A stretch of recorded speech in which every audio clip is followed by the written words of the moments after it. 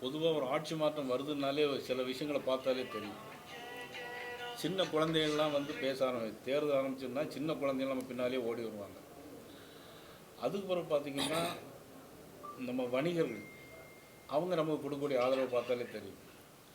அதுக்கு பிறகு பார்த்திங்கன்னா மிக முக்கியமான விஷயம் காவல்துறை போலீஸ் இருக்கு பாருங்கள், அவங்களுடைய நடவடிக்கையை பார்த்தாலே நமக்கு விஷயங்கள் தெரியும்.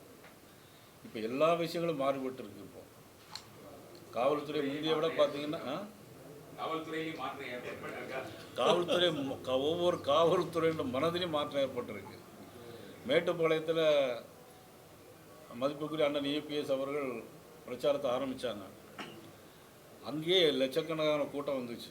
அதுக்கப்புறம் மறுநாள் நாளுக்கு நாள் இப்போ ரொம்ப கூட்டம் எல்லா இடத்துலையும் கூட்டிகிட்டு இருக்கு. அது எதுக்குன்னா பொதுமக்களும் சேர்ந்து வர்றாங்க. அதை விட பார்த்திங்கன்னா மதுரையில் முருக பக்தர்கள் மாநாடு நீங்கள் எல்லோரும் பார்த்தீங்க. உலகத்திலே இந்த மாதிரி ஒரு மாநாடு, ஒரு ஒழுக்கமான ஒரு மாநாடு, குடும்பத்தோடு வந்து கலந்து கொள்ளுது. எந்த விதமான காசும் கொடுக்கல, அவங்களுக்கு வேன் அமைப்பு கொடுக்கல, அவங்களாவே வந்தாங்க, கூட்டத்தில் கலந்துக்கிட்டாங்க. கூட்டத்தில் கலந்து முடித்த பிறகு எல்லா சேர்களையும் அவங்களே எடுத்து அடுக்கி வச்சுட்டு போன ஒரு மிகப்பெரிய ஒரு மாநாடு எதுனா முருக பக்தருடைய மாநாடு. இதெல்லாம் வந்து மிகப்பெரிய ஆட்சி மாற்றத்திற்கான அறிகுறி.